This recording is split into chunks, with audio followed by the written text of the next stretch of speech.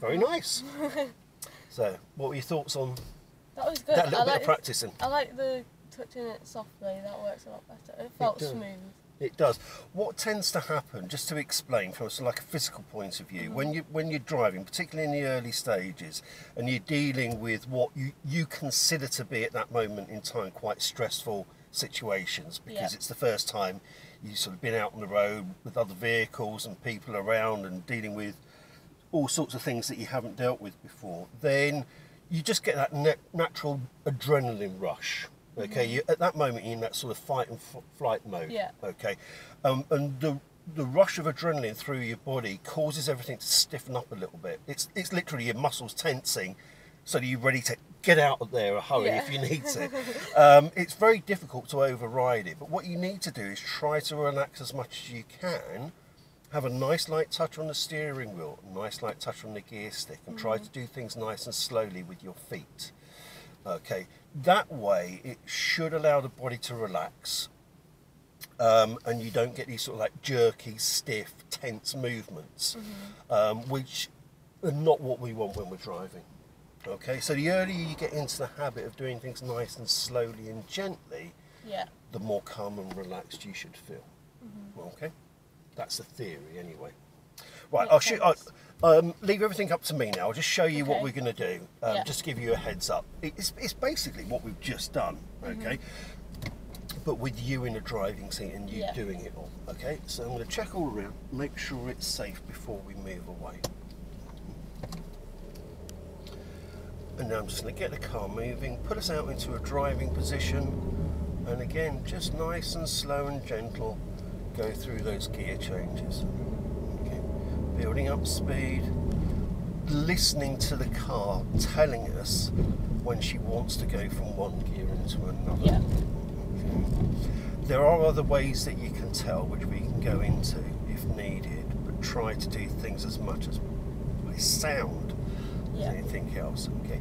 So when we get to the end, we're going to go around this little mini roundabout. So I'm going too fast for that at the moment, so I bring the speed down back into second gear.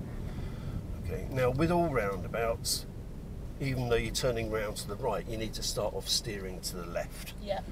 Okay, I'm going to put a right signal on. Now I'm going to look over my right shoulder at where I want the car to go to next. So I know it sounds a little bit weird, but we steer as much with our eyes as we do with our hands. Yeah. Because you look at where you want the car to go to next, and then it will be quite easy and straightforward for your hands to follow where your eyes are looking. Okay. Built up speed, I'm in third gear.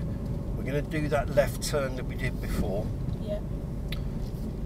But we're too fast at the moment. If I tried to turn into that side road at this speed, it could get a bit horrible and nasty. So we bring the speed of the car down nice and early. So you can sort of use the post box really as a bit of a guide when to start gently braking, and then the beginning of this little fence here to when to start to slide it into second gear. So you've got time to get the clutch pedal back up again.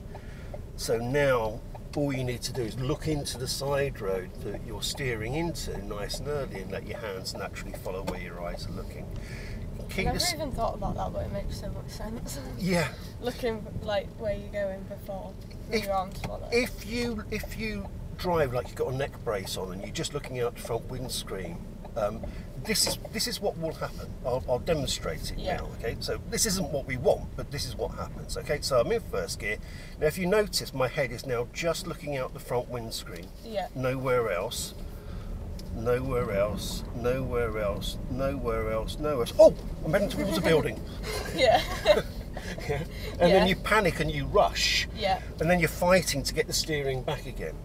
So if you look, so where I'm looking now, I'm looking out this window, I'm not looking out that window, I'm looking out here, I'm looking at those trees, and I'm looking at the junction that I can see up ahead, because that way it gives me lots of notice of anything that I might need to react to.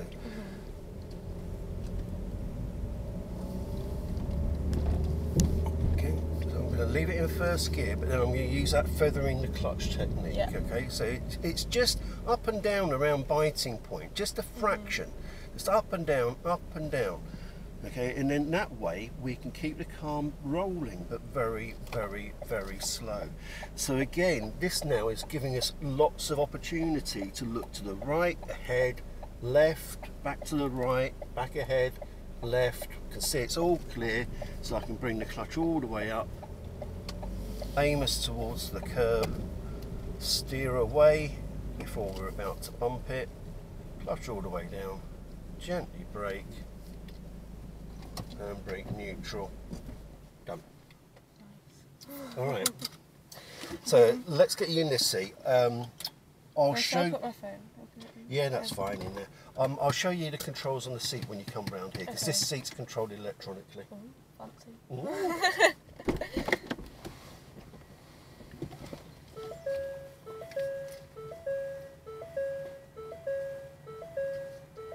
Okay, so you've got two buttons here. Yep. That one makes it go forwards, backwards, also up and down, and that's the backrest. Oh yeah. Okay? Yeah. Thank you. So just jump in, have a play out of the seat, get yourself into a nice comfy position.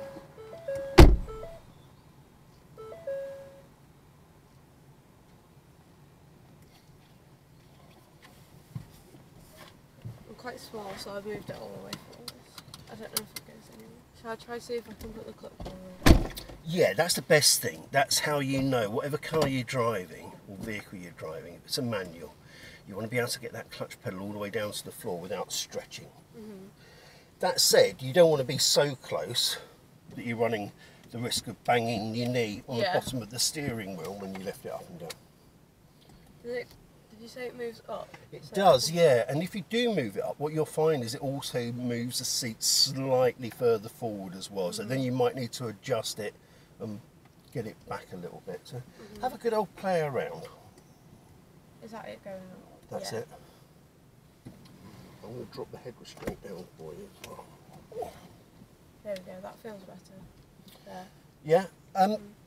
Once we've had a couple of goes up and down, if you feel like you want to readjust the seat, it's absolutely fine. Yeah.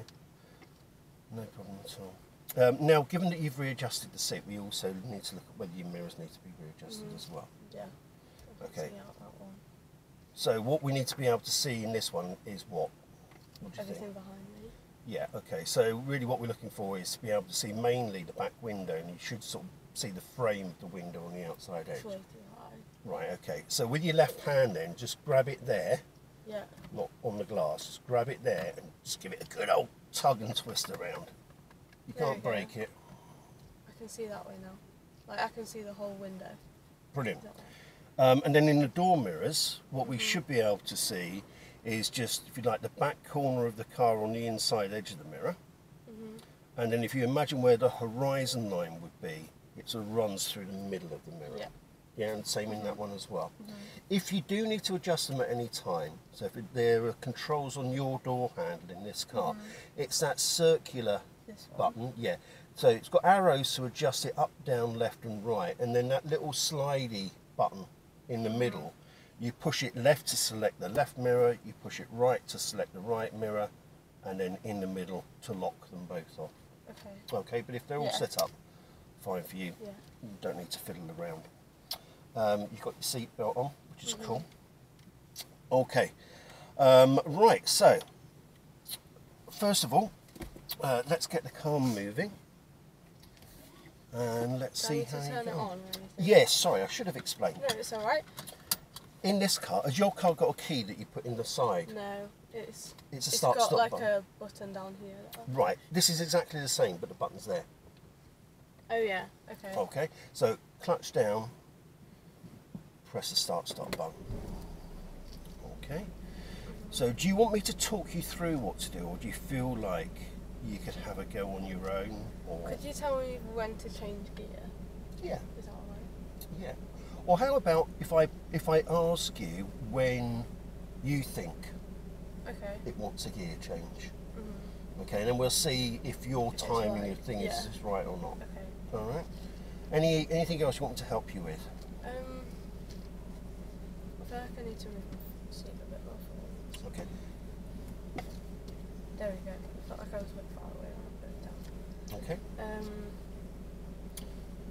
Should I go into gear first? I would, yeah. Get into gear first and find biting point. Is that first or third? Go back into neutral. Okay, so just to explain, it'll be the same in your car as well.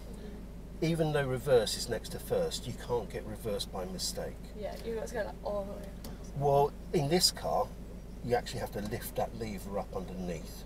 Okay, then all the way across, and then up, and then you see the reversing camera come on. Okay. All right, so you can, unless you lift that up, you can push that across as far as you like. It's never going to go into reverse. Oh, that's quite helpful. Okay. All right, so don't worry about that. So that first one? That's first, yeah. Okay. Now find biting point. So the car's ready to go. And then you would release the handbrake. All right. So, well, what? Biting point first and then? Yeah, I would. Okay. Okay, because if you release the handbrake before you find biting point, if the car's on a bit of a slope, It's stuck. it could roll backwards or forwards. Okay. Okay. Whereas if you've got a car at biting point, then the gearing system of the car is coming into play. It's locking the front wheels into a forward motion, and then you can't roll backwards.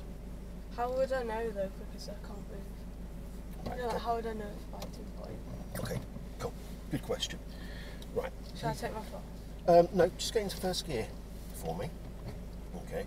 Now I'm going to leave the handbrake on. Now what I want you to do is bring that clutch pedal up quite slowly, smoothly, and tell me when you notice a difference. It could be a sound, it could be a sensation, it could be both. Just tell me when that happens. There. That's biting point. Okay. Yeah. All right. What did you notice? The car felt like it wanted to move. Okay. Did you hear a difference in the engine tone as well? Yeah. Okay. Cool. So we know we're at biting point now. So if we bring the car up, or bring the clutch up a fraction more than that, we're starting to put some power into the wheels and now start to roll. Okay. So obviously we don't want the handbrake on at that point, because the car will want to move forward, but it can't because we're holding it on the handbrake, and then it will just stall. Yeah. Okay, so now what you do is you have a good look all around and make sure it's going to be safe before you decide to move off. Once you know it is safe, then you can release the handbrake and at the same time just bring that clutch pedal up a fraction, and then the wheels will start to roll. At the same time, so like lift it up. Yeah, I mean it doesn't have to be exactly to the millisecond same time, but just sort of there or thereabouts. It's just I want both my hands on the steering wheel. As soon as you've released the handbrake, you can get both hands back on the wheel. Okay. Alright, so the car isn't really going to move until you've released the handbrake, and then as soon as you've released it, you've got your hands back on the wheel again. Okay? Shall I try? Yeah, go for it.